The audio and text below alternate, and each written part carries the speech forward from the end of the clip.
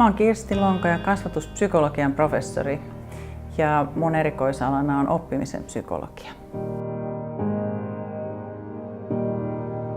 Mitä jokaisen pitäisi tietää oppimisen psykologiasta on ensinnäkin, että tietoa ei valitettavasti voi siirtää.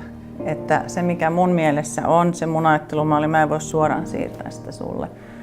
Vaan että siinä on aina se oppilaan tulkinta ja ymmärtäminen ja se riippuu sen oppilaan tai opiskelijan kehitysvaiheesta. Että pienten lasten kanssa me nyt sen verran yleensä ymmärretään, että pikkulapsille selitetään vähän eri tavalla kuin aikuisille.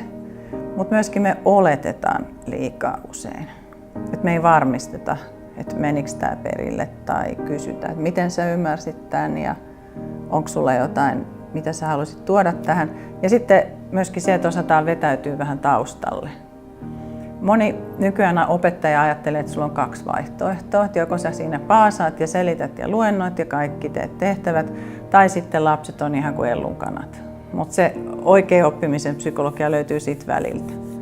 Eli se on aika paljon epäsuoraa ohjaamista ja tukea, antaa tilaa sille lapsen omille oivalluksille ja nuoren omille ajatuksille ja toimii niin kuin kätilönä, että saa ne ajatukset ulos ja saa heidät niin kuin keskenään.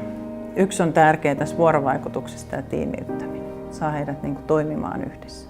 Sitten voi vähitellen sitä tukea niin kuin siitä taustalta häivyttää. Ehkä tämä on se, mitä jokaisen opettajan pitäisi niin kuin ymmärtää.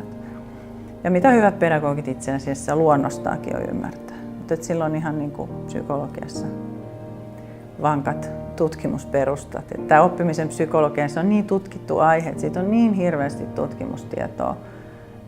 Mun oma väitöskirjatyö ja kaikki osoittaa kaikki tähän samaan suuntaan.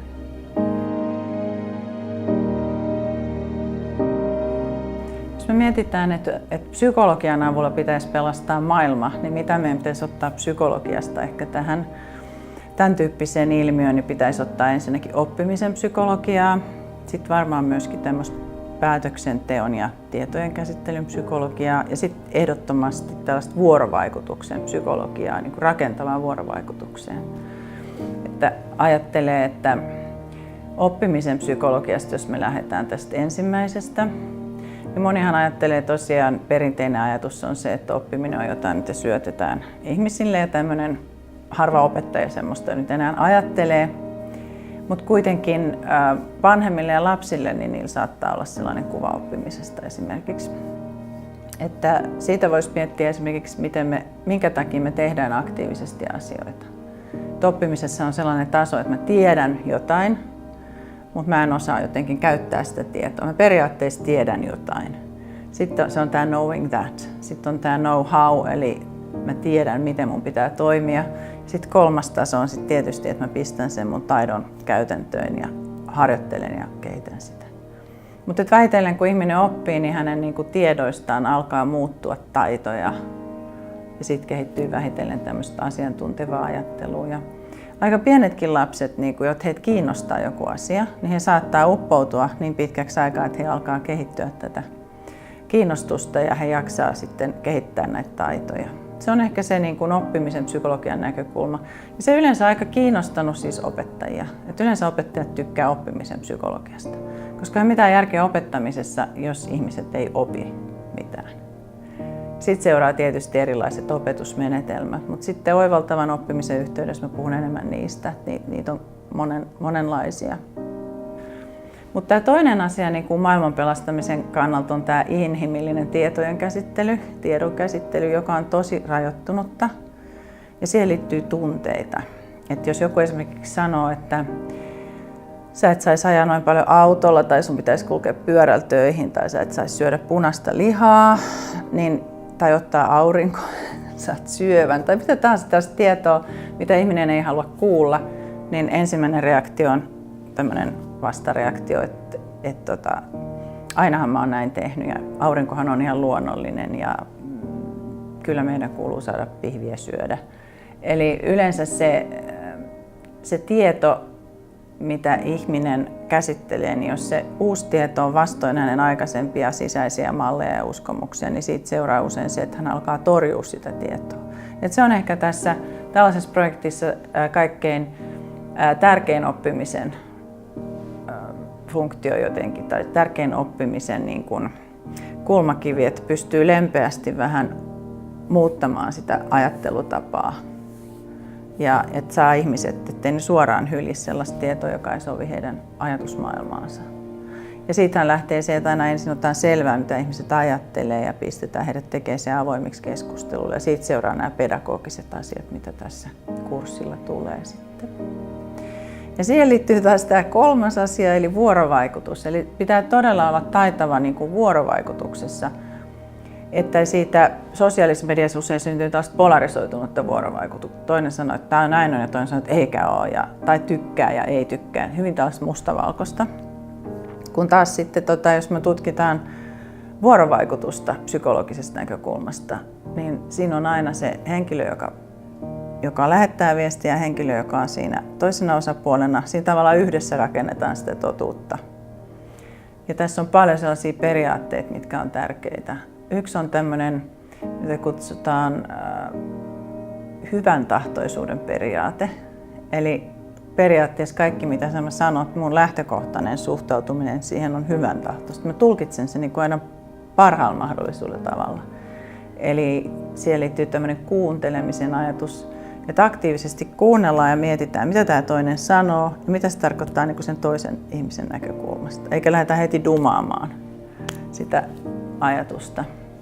Muuten tällainen verkko-oppiminen on aika mahdotonta, jos esimerkiksi käynnistetään chattia ja ihmiset alkaa vaan tyrmätä toistensa ajatuksia. Että sen ajatuksen pitää saada sen aikaan, niin kun sitä voidaan yhdessä kehitellä, että nähdään, että onko siitä ajatuksesta mihinkään. Ja sitten voidaan yhdessä päättää, että siirretään tämä syrjään vähäksi aikaa tai lopullisesti. Mutta annetaan niin kuin tilaa sille aktiiviselle kuuntelulle.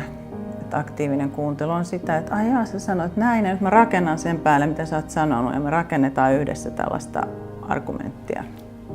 Eikä etsitä sitä, että koko ajan, että onko tämä totta vai eikö tämä ole totta. Et kriittinen ajatteluhan on ehkä enemmän sitä, että mä mietin, että kuinka oikeaa toi tieto on, mutta myöskin kuinka hyvin mä itse ymmärrän sitä. Ja, että ihmisillä on myös taipumus usein niin kuin hyljätä sellaisia asioita, joita he itse oikein ymmärrä. Se on se ensimmäinen reaktio. Mutta ehkä nämä kolme tosiaan: oppimisen psykologia, inhimillinen tiedonkäsittely ja siihen liittyvät tunteet, ja kolmas on sitten tämmöinen rakentava vuorovaikutus. Niistä meillä on sitten materiaalia tällä kurssilla paljon. No ehkä ainakin tähän, jos me mietitään, että mitä psykologia voi tuoda tulevaisuuteen, niin ainakin se voi tuoda tulevaisuuteen tämmöistä kykyä niin kuin ajatella toisin ja myöskin olla ahdistumatta siitä, että kaikki muuttuu koko ajan. Koska tämähän on niin kuin eksponentiaalista tämä teknologian kehitys, eli ei tämä muutos tule tässä hidastumaan. Jos ei me nyt lyödä jotenkin itsemme päin seinään ja tuhota koko maapallo niin, että me joudutaan aloittamaan kivikaudesta ainoa niin kuin muutaman elossa olevan torakan kanssa, niin sit voi olla, että ilman minkäännäköistä tukiälyä ja teknologiaa, niin ollaanhan me aika kädettömiä varmaan. Mutta tämmöinen niin kuin just tällaisten mahdollisten maailmojen miettiminen, että mitä jos me mietitään tällaista asiaa psykologiasta, mikä me tiedetään kuin unet, niin unethan on Antti Revonsuon teorian mukaan niin tämmöisiä uhkasimulaatioita. Et ihminen on aika sopeutuvainen, että hän kehittää näitä unissaan tällaisia simulaatioita mahdollisista uhkista. Ja joka ikinen niin kuin ihminen kehittää tällaisia mahdollisia maailmoja ja pystyy kuvittelemaan kaikenlaista. Joo, mä kirjoitin nyt sellaisen kirjan kuin sen nimi on Phenomenal Learning from Finland. Siinä on tavallaan omistettu luku jokaiselle näistä laaja-alaisista taidoista. Mä oon tullut siinä mielessä miettineeksi näitä aika paljon. Mut siinä on tämä kuningastaito. Tämä taito numero 1 on ajattelu ja oppimisen taidot. Että ihmiset todellakin oppii käyttämään aivojaan. Sen takia ne on meille kehitetty, että niitä pitää käyttää. Siihen liittyy esimerkiksi tällainen taito, joka on toinen taito, on tällainen niin kuin monilukutaito. Se on mun mielestä vähän tämmöinen niin kuin mediapelisilmätaito, että ymmärtää, että mikä on sosiaalista mediaa, mikä on trollausta, mikä on oikea uutinen, miten tietoa perustellaan, mitä on tieteellinen tieto.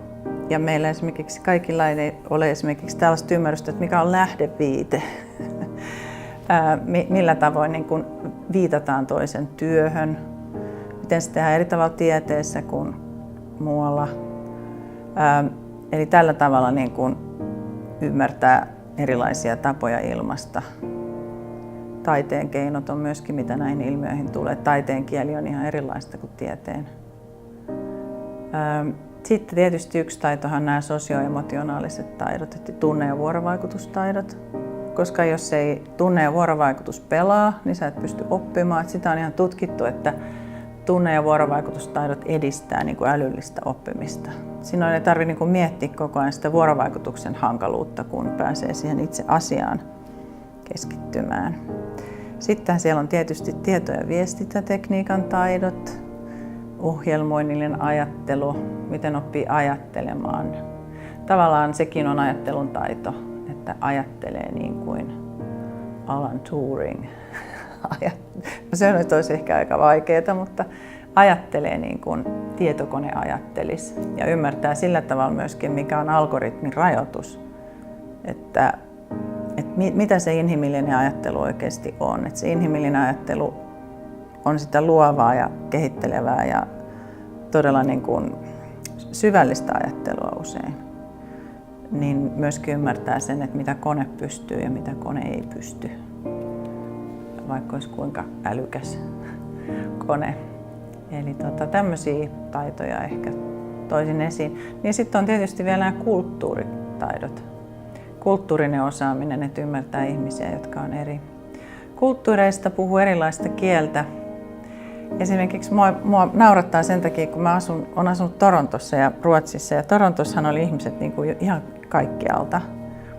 Ja siellä tuntee jokainen itsensä vähän hölmöksi koko ajan, kun siellä tulee koko ajan tällaisia lost in translation -tilanteita.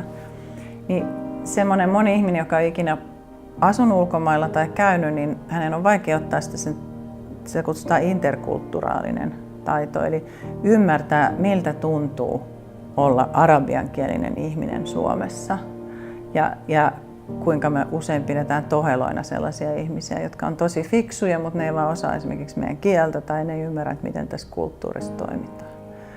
Et siihenkin liittyy tämä kunnioittava vuorovaikutus, yrittää ymmärtää ihmistä hänen omista lähtökohdistaan.